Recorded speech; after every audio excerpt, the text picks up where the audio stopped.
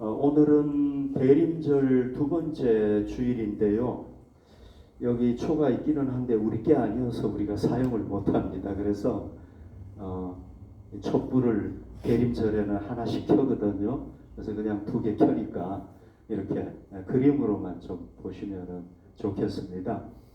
이 대림절은요, 여러 가지 이름이 또 있습니다. 뭐 비슷한 이름인데 대강절, 뭐 강림절, 그러니까 교파에 따라서 뭐 다양하게 이렇게 사용을 하는데요.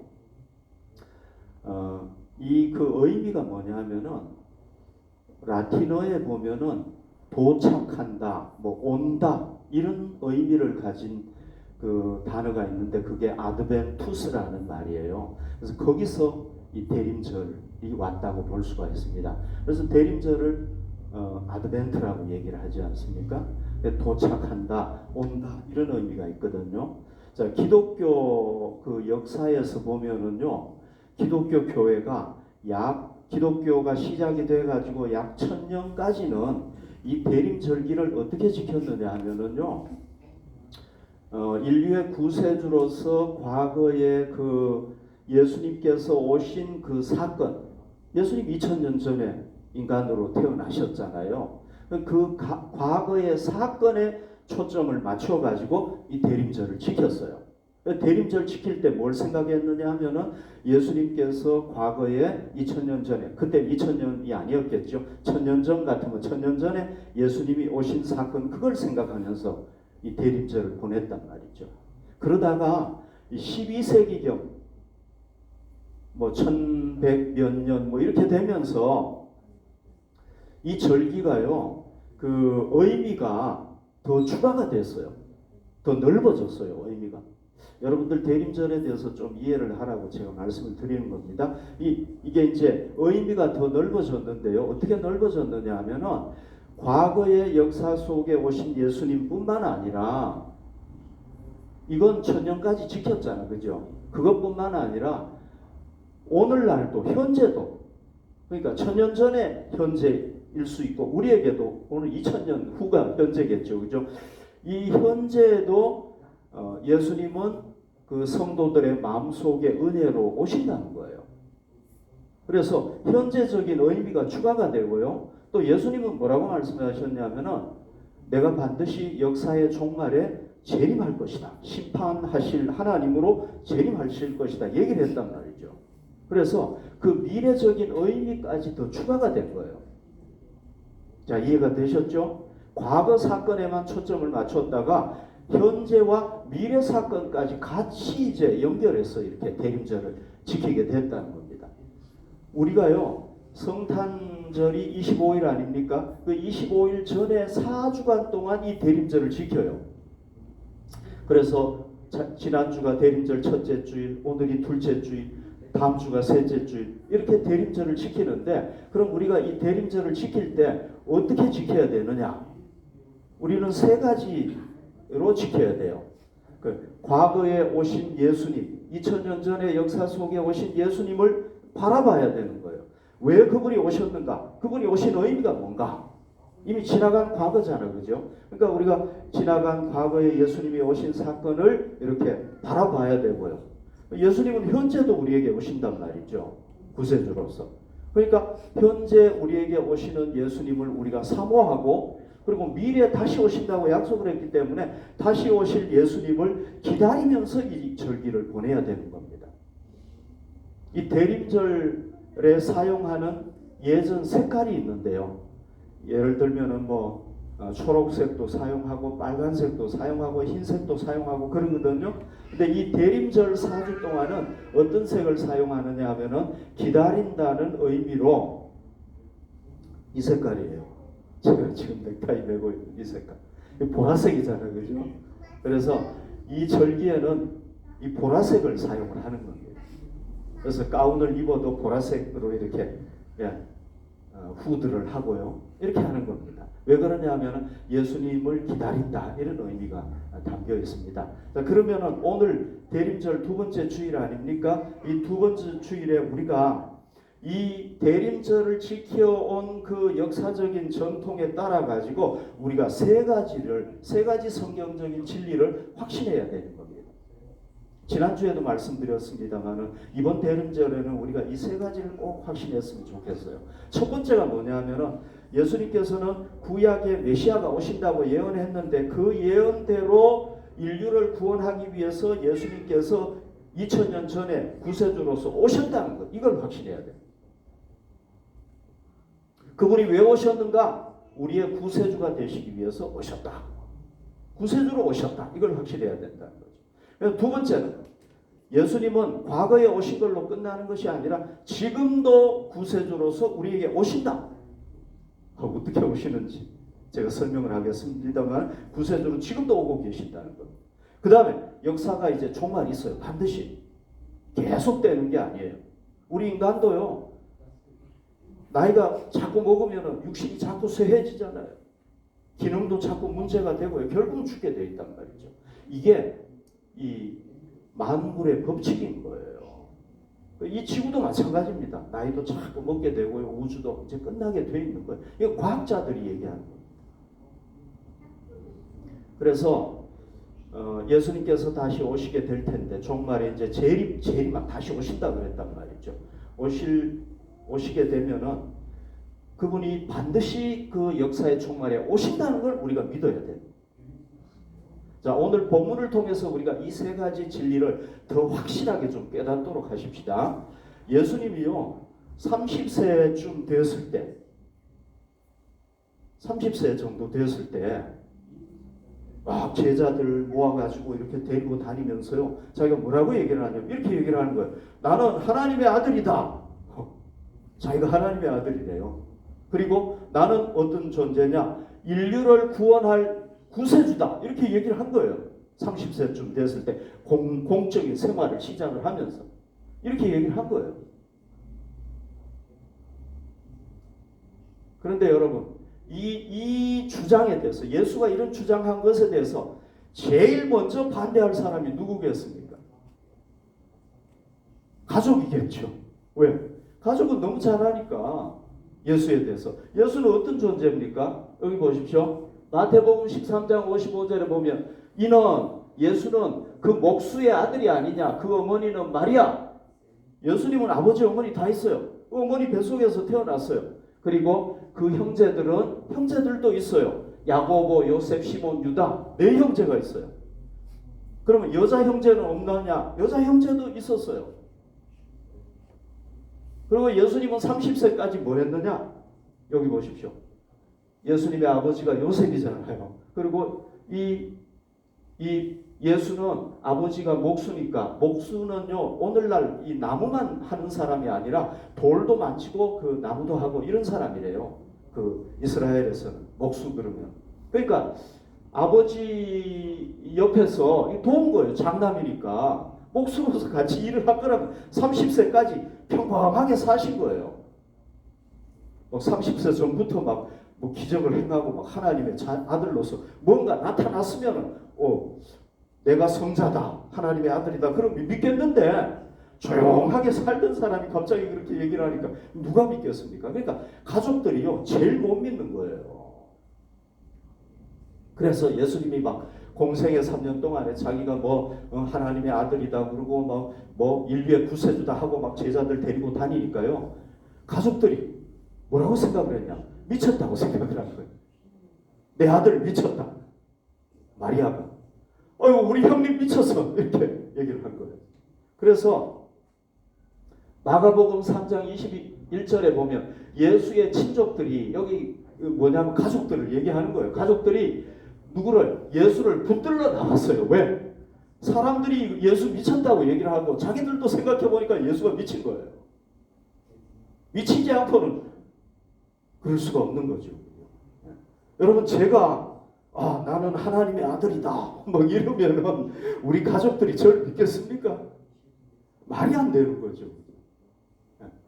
그러니까 막 미쳤다고 생각을 하고 막 붙잡으러 나오고 막 이렇게 이런 난리가 성경에 보면 기록이 돼 있어요. 우리가 이해할 수 있는 거죠, 그죠? 이건 말이 안 되는 거죠. 근데 오늘 여기 성경을 보시면은요, 오늘 여기 제가 읽어드렸잖아요. 여기 성경에 보면은 예수님께서 이렇게 승천하셔요. 그리고 난 뒤에 이제 120명의 예수님을 따르던 사람들이 어디에 모이느냐 하면은 우리가 잘 아는 마가 다락방이라는 곳에 모여요. 120명. 그러니까 이 사람들은요, 예수님이 예수님을 구주로 전해라 하는 그 명령에 순종해 가지고 예수님을 전하는 사람들이 돼요. 이 사람들이 120명. 그리고 이 120명으로부터 뭐가 시작이 되느냐 하면은 기독교가 시작이 되는 거예요. 여기서부터. 그러면 이 사람들은 어떤 사람들이에요? 예수님을 구주로 믿은 사람들이라는 얘기잖아요. 그런데요, 너무 놀라운 일이 있습니다. 여기 보십시오.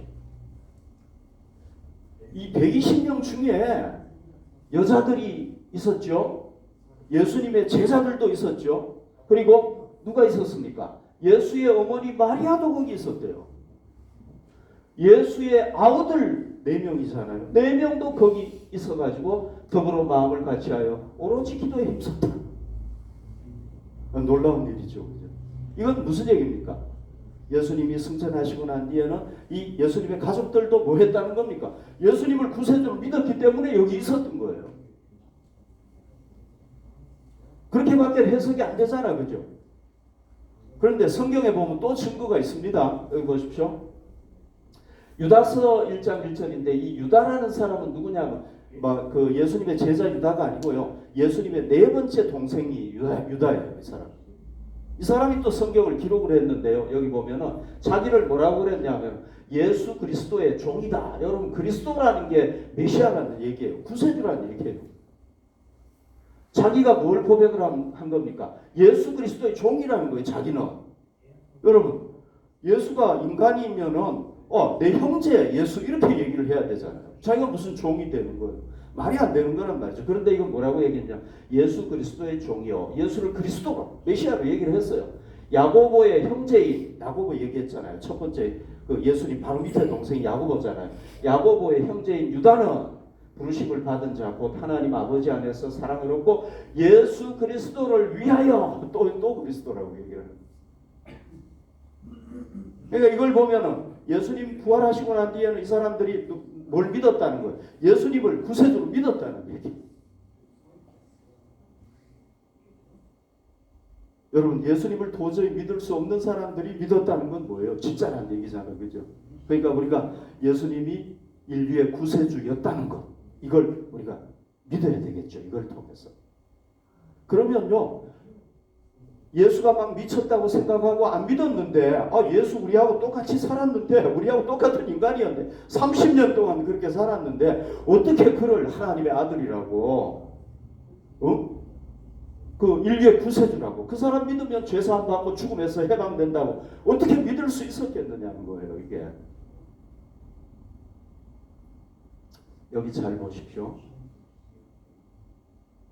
고린도전서 15장 7절 8절인데요. 이 고린도전서 15장은 사도 바울이라는 사람이 썼는데요. 이 15장은 부활에 관해서 얘기한 장이다. 그래서 부활의 장이다. 이렇게 얘기를 하는데요. 여기 보면은 이제 이 7절 8절에 보면 부활하신 예수님을 직접 만난 사람에 대해서 얘기를 하고 있습니다. 그 후에 야고보에게 보이셨으며 그 후에 모든 제자들에게, 사도들이라는 제자들 얘기하는 겁니다. 맨 나중에 만삭되지 못하여 난 자 같은 내게도 보이셨네. 여기 나라는 건 바울을 얘기합니다. 여기 야고보가 누구냐 하면은요, 예수님의 바로 밑에 동생 야고보를 얘기하는 겁니다. 그러니까 예수님이 부활하시고 난 뒤에 누구에게도 나타났느냐 하면은 야고보 동생에게도 나타난 겁니다. 여러분, 야고보가 예수님이 십자가에 달려가지고 막 죽었어요. 분명히 죽었어요. 무덤에 묻혔어요. 그런데 부활해가지고 자기한테 또 나타난 겁니다. 그러면 여러분, 이때 어떻게 생각할 수밖에 없겠습니까? 우리 형님으로 믿었던 예수는 하나님의 아들이구나. 왜? 살아날 수 있는 사람은 하나님밖에 없잖아요. 우리는 살아날 수 없잖아요. 이분은 구세주구나 한 걸 믿게 되면 고백할 수밖에 없겠죠. 그죠? 여러분, 예수님이 만약에 이 자리에 턱 나타난다면은 우리가 저 사람 인간이네 그러겠어요? 아니겠죠. 그죠? 네. 우리도 모르게 자연적으로 당신은 하나님의 아들이십니다. 당신은 구세주입니다. 진짜 부활하셨네요. 고백할 수밖에 없겠죠. 그러니까 그걸 고백을 한 거예요. 자, 야고보가 예수님 봤다고 그러니까, 안 믿던 야고보가 예수님 봤다고 그러니까, 부활했다고 그러니까, 그분이 구세주라고 내가 직접 만났다고 그러니까 다른 가족들도 다 믿을 수밖에 없겠죠. 그죠? 그래서 어떻게 된 거예요? 다 믿게 된 거란 말이죠. 여러분 잘 보십시오. 이 야고보는요, 초대 예루살렘 교회의 최고의 지도자였어요. 왜? 예수님의 동생이니까. 예수님에 대해서 가장 잘 알잖아요. 그러니까 최고 지도자인 거예요. 야고보가 얘기하면 아무도 얘기를 못하는 거예요. 왜? 예수님 동생이니까. 그래서 최고 지도자로 일했고요. 그런데 이 야고보가 예수님 전하다가 어떻게 됐느냐 하면요, 그냥 평안하게 죽는 게 아니에요. 순교당했어요. 순교. 여기 보십시오. 야고보가요, 이 성전에서 떨어뜨려 가지고요, 저 밑에 떨어뜨려 가지고 죽은 거. 이렇게 죽었어요. 동생 야고보. 여러분, 거짓말을 가지고 사람이 이렇게 자기 목숨 바칠 수 있겠습니까? 바칠 수 없죠.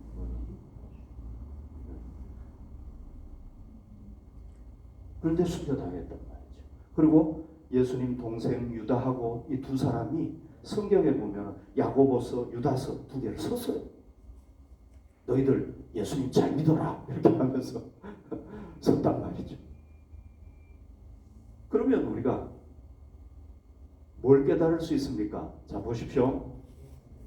예수님 가족이 안 믿다가 믿게 됐죠. 왜? 예수님 부활하신 거 만나가지고. 그 다음 바울이라는 사람은 어떤 사람이에요?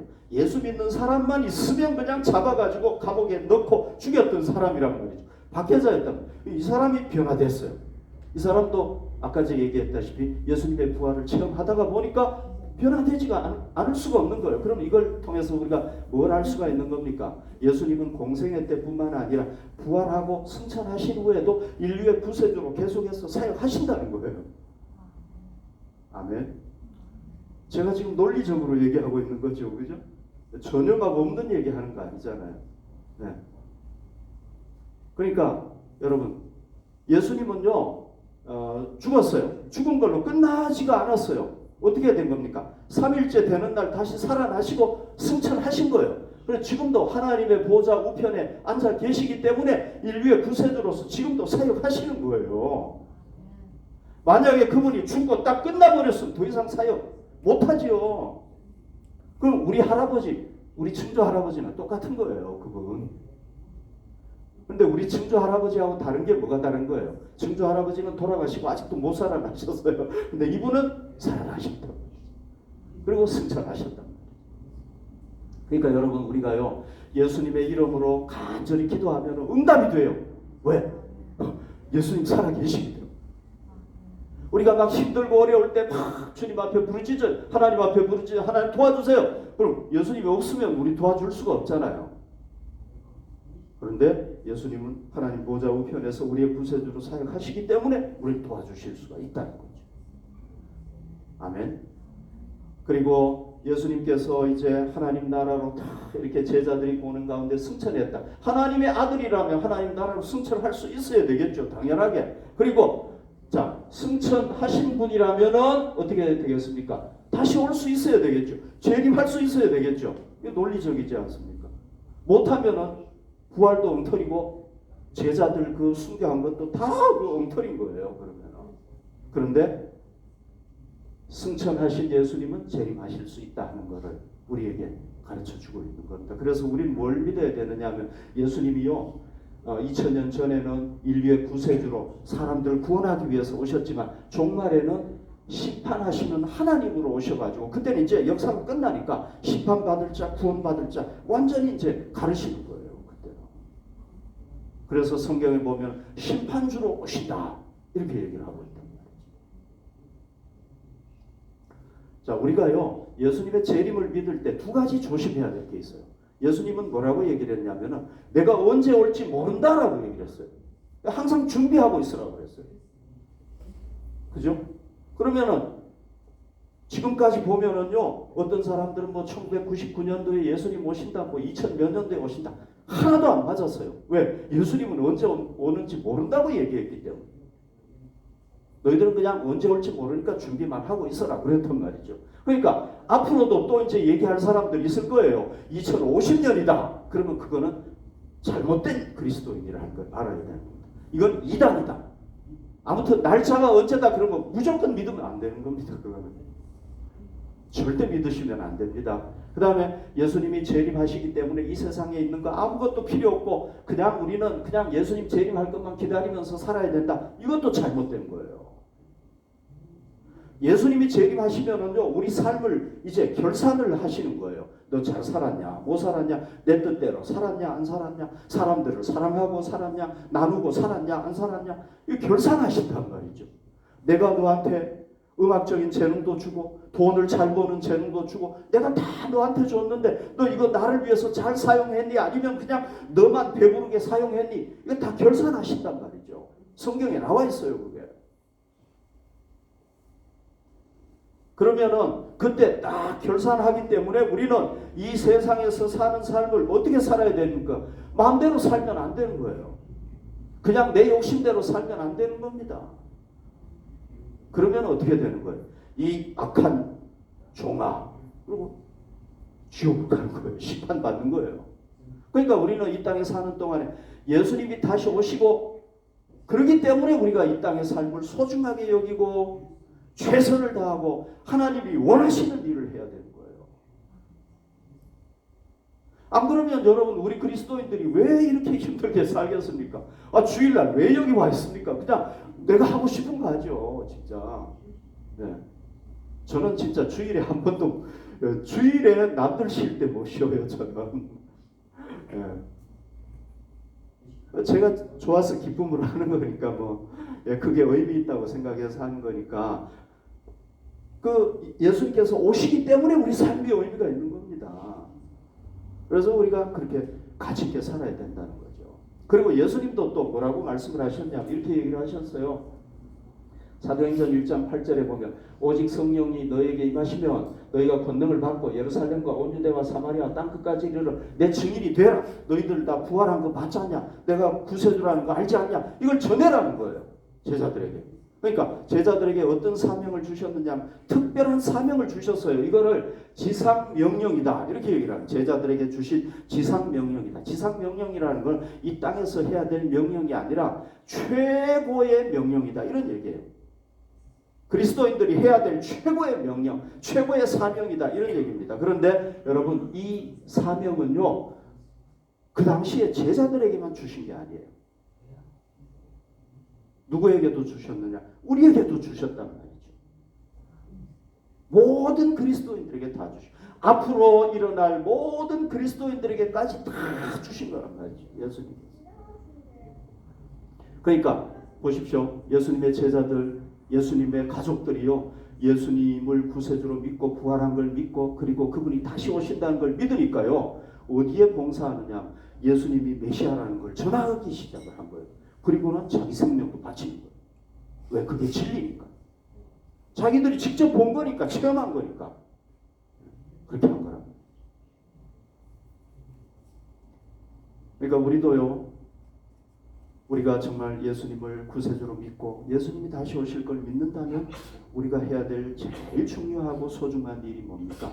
물론 우리가 돈도 벌어야 되고요, 여가도 즐겨야 되고, 휴가도 즐기고 다 해야 되지만 그러나 우리 삶의 가장 중요한 건 뭐냐? 이게 돼야 되는 거예요. 지상명.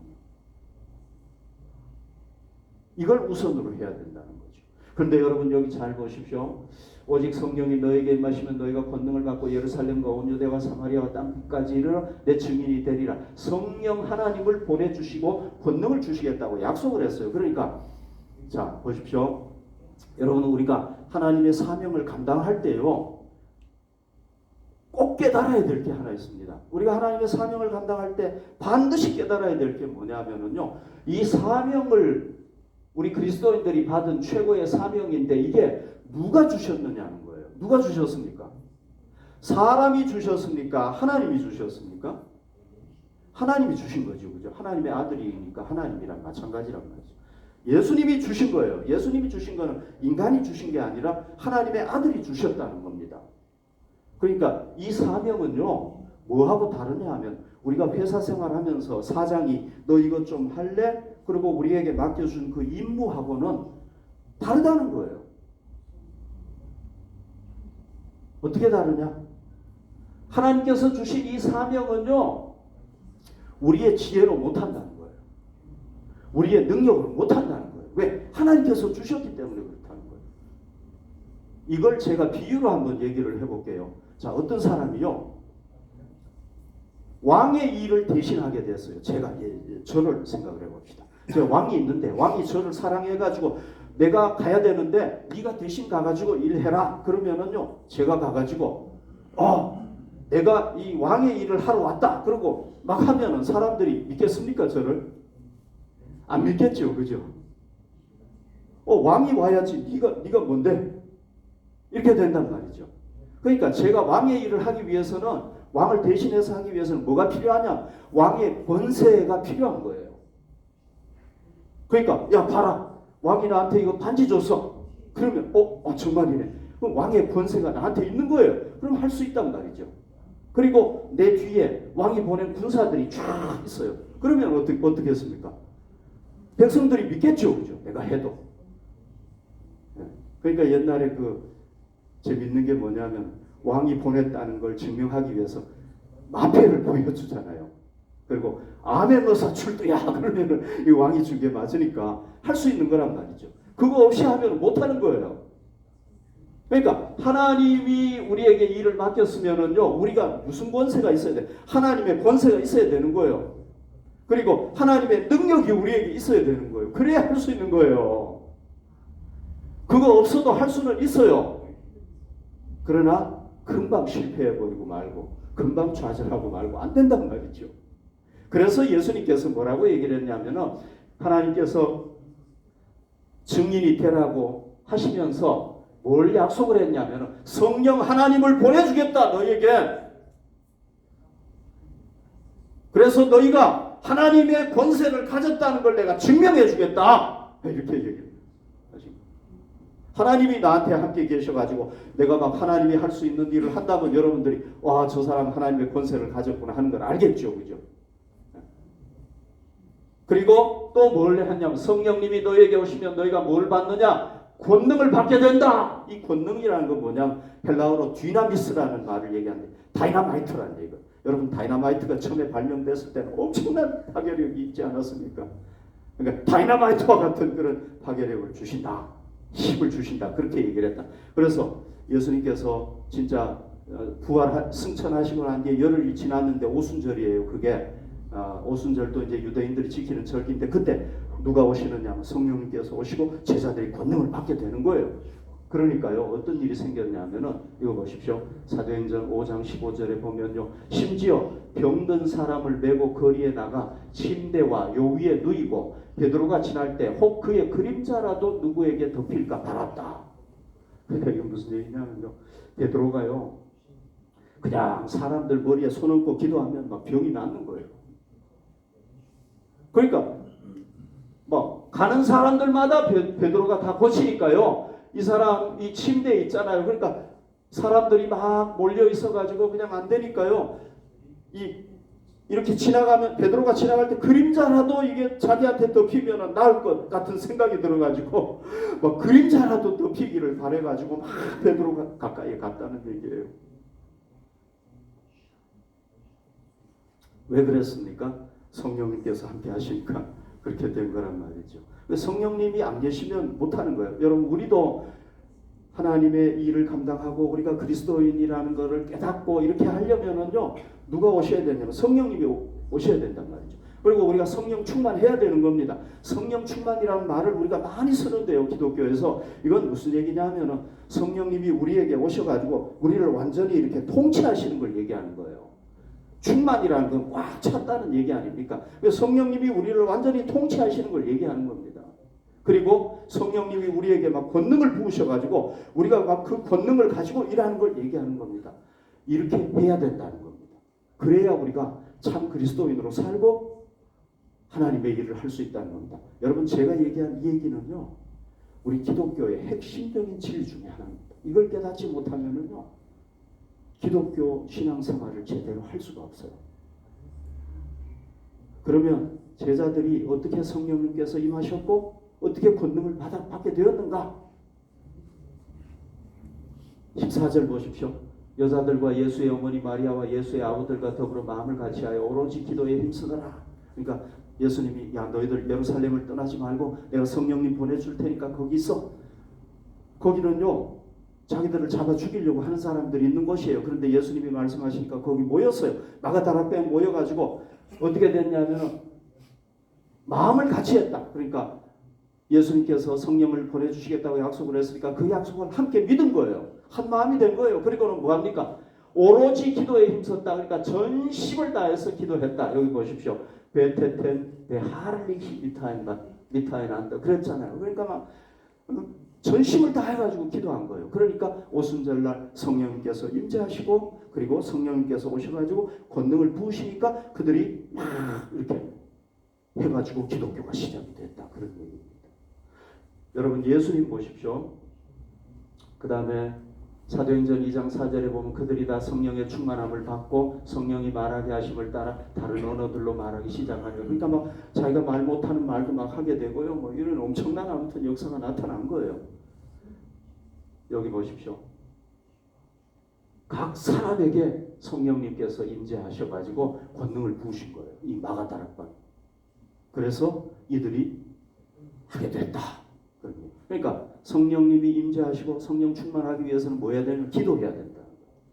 예수님 앞에 기도로 요청할 때 하나님 앞에 요청할 때 그렇게 된다는 겁니다. 여러분 예수님 아시잖아요. 예수님도 하나님의 아들이었지만 인간이었단 말이죠. 그러니까 뭐가 필요합니까? 성령님의 충만함이 필요한 거예요. 권능이 필요하고 능력이 필요한 거예요. 그러니까 예수님도 항상 시간 날 때마다 산에서 기도하시고 들판에서 기도하시고 항상 기도한 거예요.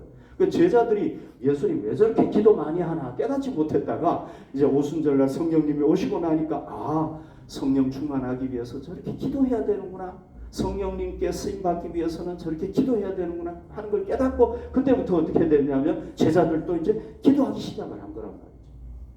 여러분 우리가요 예수님을 정말로 나의 구세주로 마음에 영접을 하면은 그 영접하는 그때에 누가 오시느냐 하면은 성령 하나님께서 우리에게 오세요. 자 여러분 제가 목사잖아요. 전 예수님을 영접했는데 성령님이 오신 게 보이세요? 안 보이시죠? 그죠? 똑같아요. 그런데 성경에 뭐라고 얘기를 하냐면 제 마음속에 제가 진정으로 예수님을 영접하면 성령님이 내 마음에 와 계신다고 얘기를 합니다. 저는 믿어요. 네. 그러니까 우리는요 성령님을 이미 마음속에 받아들인 우리는 성령님 오십시오 오십시오 기도할 필요가 없어요. 이미 와 계시니까. 그럼 우리는 이제 뭘 기도해야 됩니까? 성령 충만을 위해서 기도해야 되는 겁니다. 성령님 나를 통치해 주십시오. 내가 20%밖에 성령님의 통치를 받지 않았어요. 80%는 내 마음대로 했어요. 그런데 50%, 80%, 100% 그리고 성령님에게 권능을 주셔서 권능을 주시지 않으면 우리 하나님의 일을 할 수가 없단 말이죠. 여러분 제가 말씀드렸잖아요. 그러니까 권능으로 충만해가지고 하나님의 일을 감당하게 해달라고 우리가 이건 기도로만 가능한 거예요. 왜? 우리가 예를 들어서 돈을 주고 살 수 있으면 돈 주고 살 수가 있는데 그게 아니잖아요. 우리가 지식이 많다고 되는 것도 아니란 말이죠. 우리가 뭐 대통령이면 되느냐? 그것도 아니란 말이죠. 하나님 앞에 요청하면 하나님이 주시는 거니까 기도할 수밖에 없다. 그런 얘기입니다. 그래서 우리가 기도할 때 얻게 된다 하는 겁니다. 성령 충만할 때 우리가 하나님의 사명을 잘 감당하게 되는 겁니다. 자, 오늘 대림절 두 번째 주일인데 제가 설교한 거를 한번 요약을 해볼게요. 예수님은 과거에 오신 분이죠, 그죠? 구세주로. 그거 믿어야 되고 지금도 구세주로 오신다는 거 믿고 역사의 종말에 심판주로 오신다는 것 우리가 믿고 그러면 이 기간 동안에 우리가 예수님 앞에 갈 때까지 뭐 해야 되는 겁니까? 가장 중요한 일은 예수님을 구세주로 전하는 거란 말이죠. 전하기 위해서는 어떻게 해야 되는 겁니까? 성령님이 도와주셔야 되니까 성령님 도와주시는 방법은 다른 방법이 없어요. 네. 우리가 아무리 노력한다고 안 된단 말이죠. 기도하는 길밖에 없는 거예요. 그래서 기도로 우리가 성령 충만해서 쓰임 받아야 된다 하는 겁니다. 아멘. 예, 오늘도 우리 옆 사람하고 좀 뒷사람 뒤에 있는 분하고 마라나타 한번 인사하십시다. 주 예수여 어서 오시옵소서. 이 초대교회 성도들이 순교당하면서도 인사했던 거거든요. 우리 한번 인사 한번 해봅시다. 옆 사람하고 마라나타.